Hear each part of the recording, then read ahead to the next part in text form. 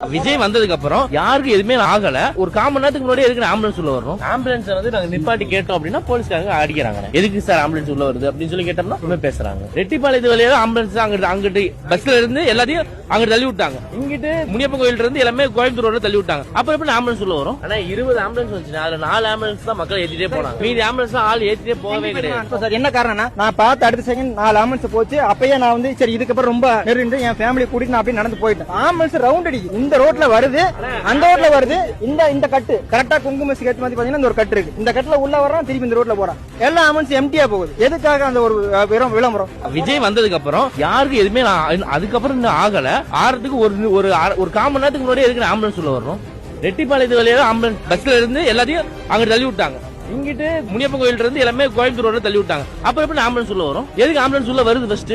அப்ப இதா அப்ப வந்து நெருக்கடியா? அப்ப ஆம்புலன்ஸ் வந்தா இப்ப நீங்களும் ஒரு பொதுமக்களா இருந்தா ஆம்புலன்ஸ் வந்தா என்ன பண்ணுவீங்க? வழிதான் விடுவீங்க. வழி விட்டு அதை பிரிப்பீங்க. அப்ப பிரிக்கிறப்ப மக்கள் போய் இடிக்கதானே செய்யறான். ஆம்புலன்ஸ் வந்து நாங்க நிப்பாட்டி கேட்டோம் அப்படின்னா போலீஸ்காரங்க அடிக்கிறாங்க. என்ன பண்றது?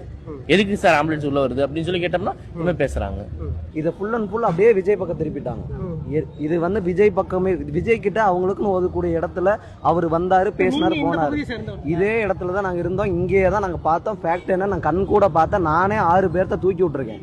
ஆம்புலன்ஸ்ல மயக்கம் போட்ட 6 பேர்த்த நான் தூக்கி விட்டேன். அந்த 6 ஆம்புலன்ஸ் போறதுக்குள்ள 20 ஆம்புலன்ஸ் கிராஸ் ஆகுது. எதுக்கு அந்த அதாவது இவங்க அதை கிரியேட் பண்றாங்க. போஸ்டரும் கொடியும் வச்சு அது அவங்க ஆம்புலன்ஸ் தான் கணக்கு காட்டுறாங்க.